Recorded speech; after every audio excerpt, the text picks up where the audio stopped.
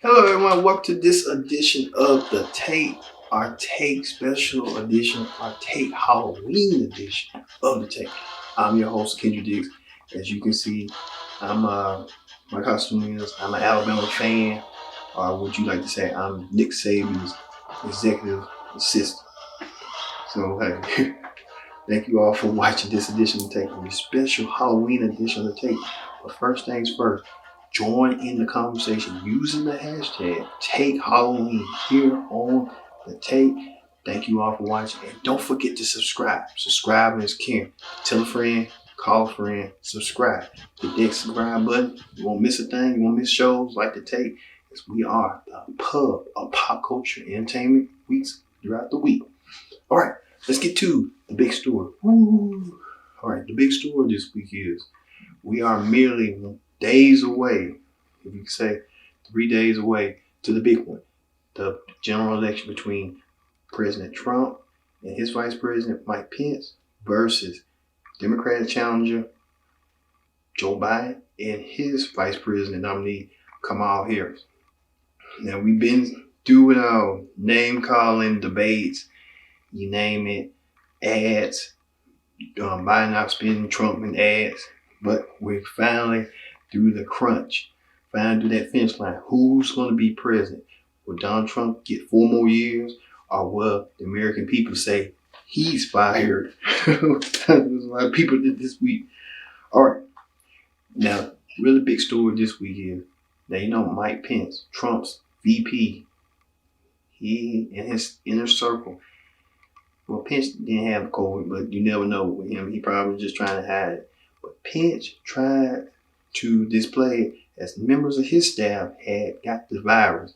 And Mike Pence decided that he was still going to campaign while not quarantining himself. Look at this. His associates, including his chief of staff, test positive for COVID-19. I think he's doing well, so hopefully the prognosis will be really good. The vice president campaigning in North Carolina, a move defended by White House officials who called him an essential worker. We're talking about people, essential workers going and campaigning. That move coming after White House Chief of Staff Mark Meadows made these controversial comments about fighting the coronavirus. We're not going to control the pandemic. We are going to control the fact that we get vaccines, therapeutics. All right, you can see our idiotic vice president not following his own orders with the coronavirus. He is the head of the coronavirus task force. He's not following his own orders what Dr. Fauci recommends.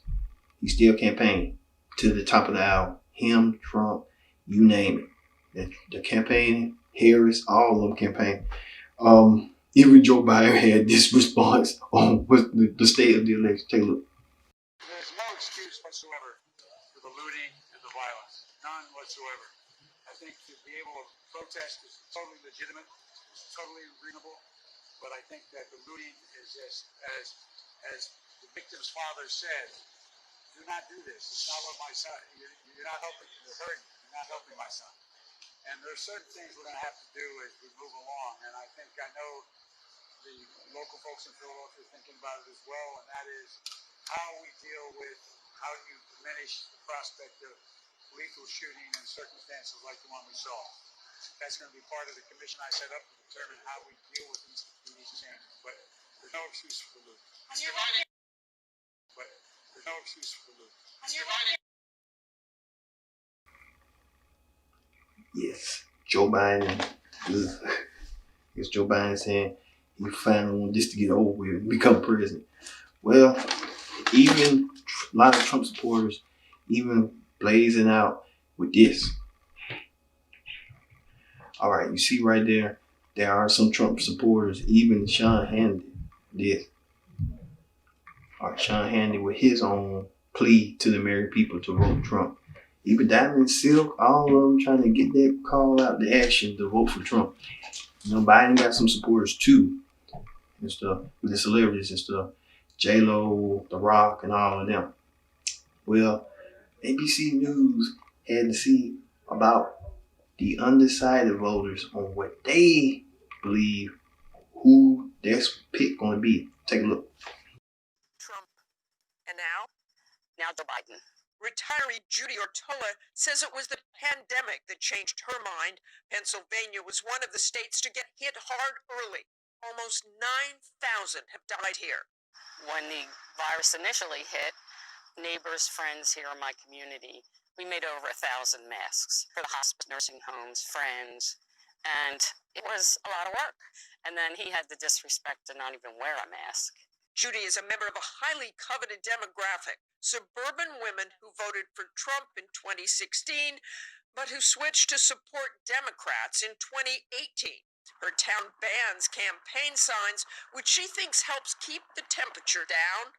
Are you friends with Trump supporters? Very few people talk about it, unless you're in close quarters. Do you have a sense that others feel the same way you do who may have voted for Trump? Necessarily they're Republican, but that the candidate that is there is the one that promised a brighter future for them. That's all. Born in Puerto Rico, Rivera, Pennsylvania for more than 25 years, and he thinks his Trump is the brighter future. He's done a lot for the Hispanic and Black communities in terms of creating employment. So he'll become a second-time Trump voter on Election Day.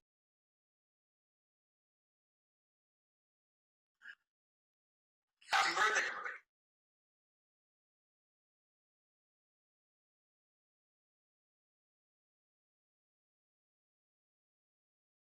You saw right there, Joe Biden, a lot of the voters and stuff trying to sway that vote, trying to sway that pick on who they believe is going to run and govern the United States in the next 4 years. It's just unprecedented. First time ever. Could we see another prime example like we had 4 years ago when Trump won the presidency over Hillary Clinton? Could we see something different where earlier tsunami, when Trump was talking about red wave, he predicts? Great red wave, and I think you're going to see something that's going to be amazing. Some will vote a little bit earlier, but they do want to vote. They want to go to the polling booth and vote for the most part. The early ballots were doing much better than anticipated. We assumed a certain number. I think they are underperforming. Oh God, why is he in this YMCA?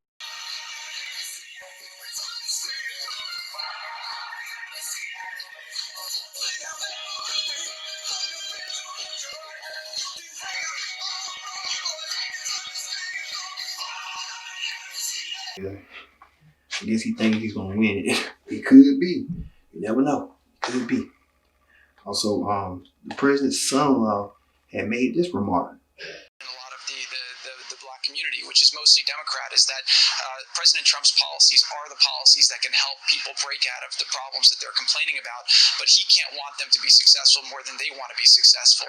Biden campaign surrogates pouncing. First of all, black people are not complaining. They are articulating the systematic racism that has been in this country. And from the Democratic National Committee, this dismissive approach to the issues that black voters care about is indicative of Trump's callousness and disregard for the lives of black people. The White House says Kushner's words were taken out of context.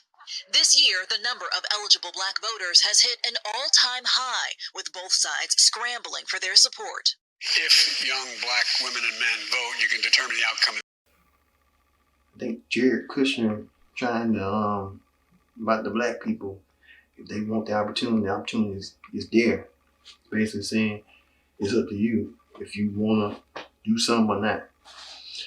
So a lot lying on the line on this election. We have to see and stuff. We'll have the outcome next week on this text next week. Also on celebrity news this week, reality star and singer Tamarbraxton gives her first interview since suicide attempt and addressed the abuse allegations on the Tamron Hall show. Take a look.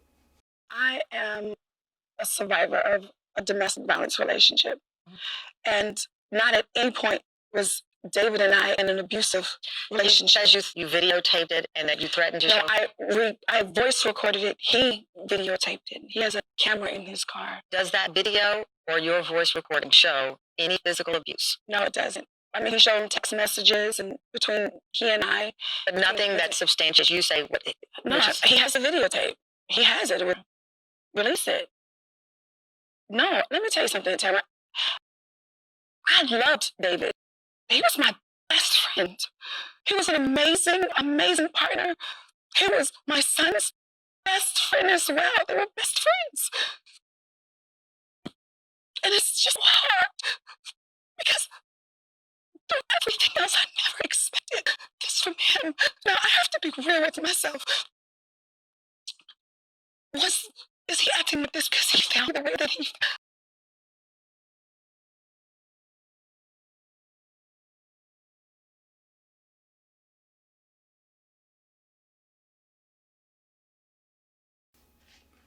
It's Tamar begging and pleading to recalling her story with her ex David and a whole lot of stuff about the lawsuit with the We Network. Does not want to be on reality TV.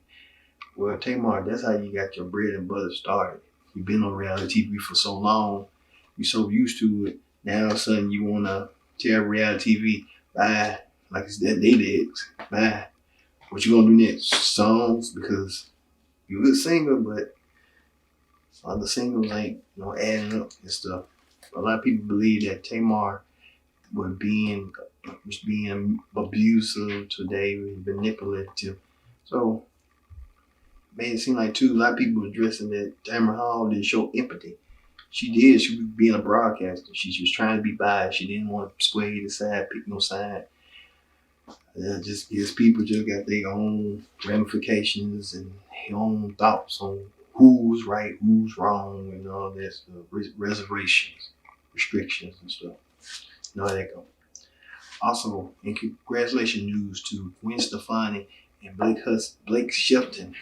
I might say Blake Shelton of The Voice. The couple announced that they're engaged to get married. Congratulations in order. You can tell they're a loving-dovey couple and they want to, keep that romance spark going. So congratulations in order to that couple and stuff. Whew. All right. In other news, in other celebrity news, Jamie Foxx mourns the death of his younger sister. Jamie Foxx, who idolized his younger sister, his sister had passed away. And we here want to send our condolences to Jamie Foxx and his sister at this time. Also, Tiffany Haddish announced that she and Common are split. Well, I should have seen that coming when Tiffany Haddish had her hair so shaved and bald. She decided she had a new awakening and stuff. She's like, share all that pain, the suffering and stuff. And look at her now. She cue bald than me. Look at me. I'm telling you. I'm telling you right now. And rappers Young Jeezy and T.I. announced their dual verses on November 19th, so look out for that. Jeezy and T.I. doing the verses. I guess Jeezy's doing that new show. You seen that show on Fox Soul? Look at it. Take it to good guy. Young Jeezy got his teeth. He got veneers. He got everything. I guess we got Fox money. You can do whatever you need to do. Even with T.I. too. So, like I said, T.I. like on with that. All right. On talk shows this week. Now, many of the daytime TV stars getting into the Halloween spirit. All right, let's start with lovers and let's start with our friends at the Today Show. Let's take a look. All right. You saw right now many people at the Today Show paying tribute to the Broadway with Cats and the Wizard of Oz and a whole list of other stuff. So there's a lot going on with that. So I guess the Today Show against like during the pandemic. Yeah, you know how that is. Also, former Today alum Tamara Hall didn't waste no time whatsoever, and she wanted to pair up and dress up as a Motown legend. Take a look. As you see right there, Tamara Hall dressing up as the legendary Diana Ross from the New York City concert. Tamara Hall paying tribute to Diana Ross with that. Because Tamara Hall learning to be Diana Ross for a day. Also, Ryan and Kelly and Ryan, Kelly Rip and Ryan Seacrest also took part into the costume game with this.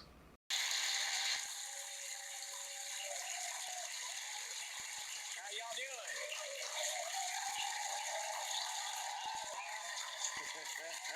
Good looking crowd. Yeah, please.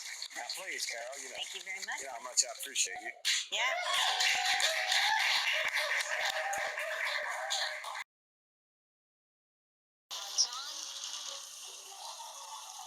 And our wit. Get that guy a razor. Actors. Sorry, everyone. It took a lot of searching, but did we ever? Wow, Kelly and Ryan, especially Kelly, dressing like Tiger King. Well, Ryan didn't dress like Carol Baskin. But some of them like selling because Tiger King and Carol Baskin are selling right now for Halloween. Yeah, if you want your kid or you want to dress up as Carol Baskin or Tiger King, might be my guess. I couldn't do it. Just like a black Tiger King. Wow. All right. All right. We'll be back with more take on this spooky edition of a Halloween edition. We'll have more after this. Take us back. Take us to the break.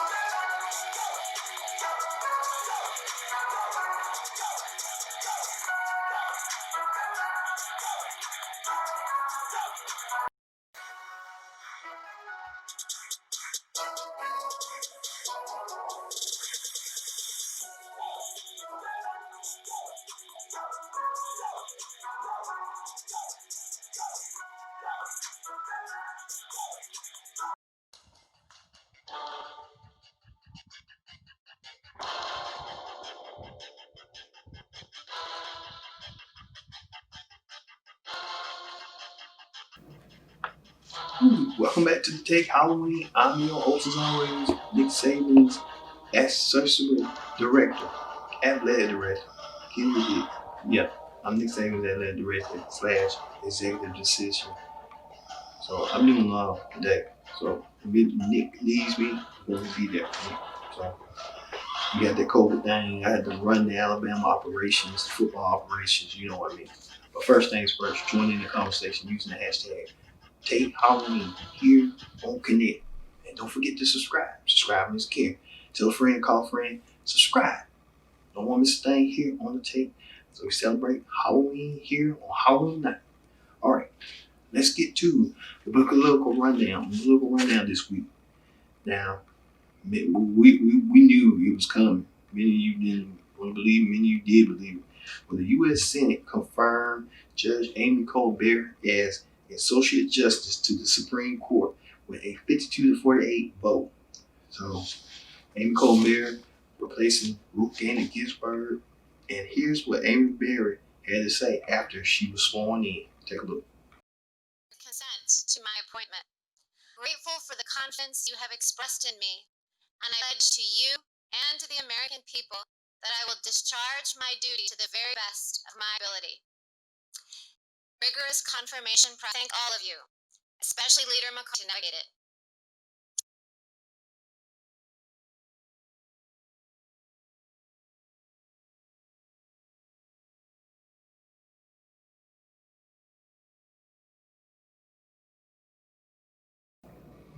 As you saw right there, Amy Coney Barrett sworn in as next U.S. Justice.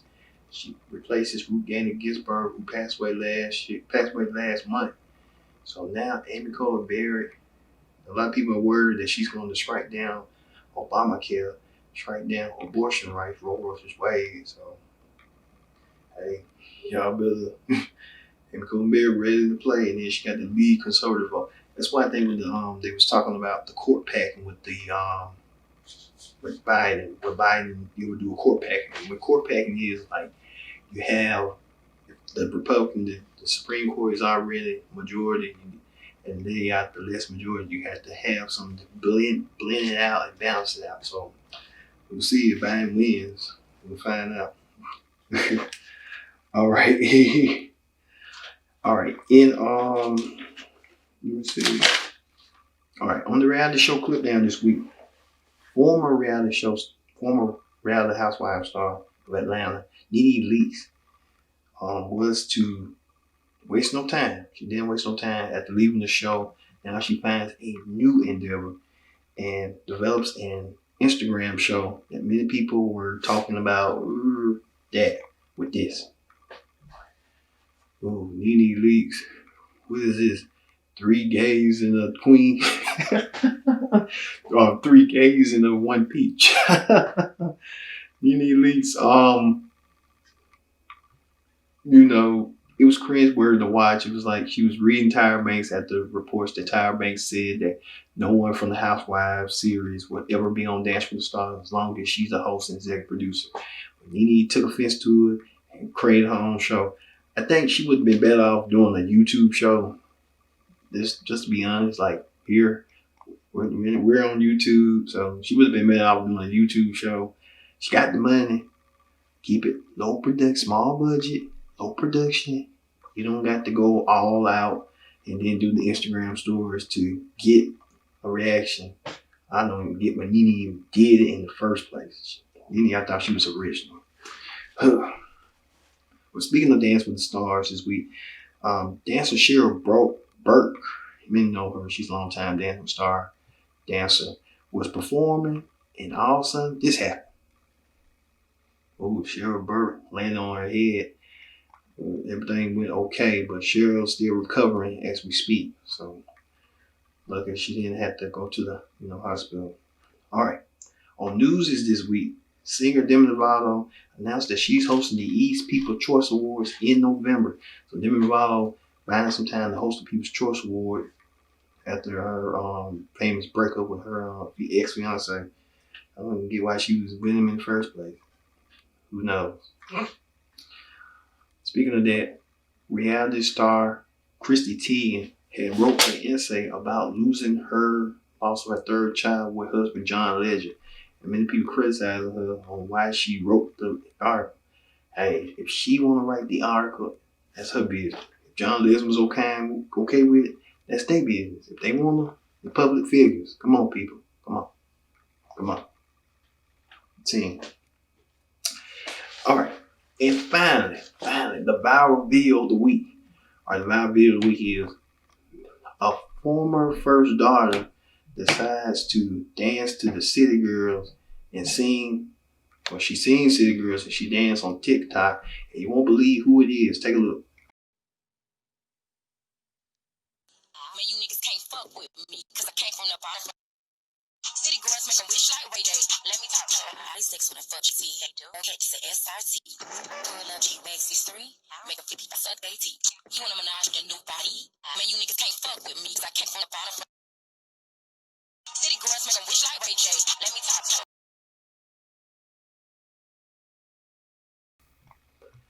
Wow. Sashaobama danced to the City Girls. The City Girls, the highly popular Miami girl group, rapping girl group, you would like to say, dancing. I bet you the City Girls be like, "Ooh, we got the president.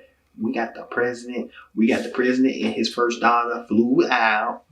You know how that go. You know how they like to sing that lingo, flew out. You know how they go. The City Girls doing the most, and Sashaobama living her life with endorsing the City Girl. All right. Thank you all once again for watching this special edition of the Take Holiday Halloween special. Woo! I've been your host, Kendrick Dix, as we continue on booing out.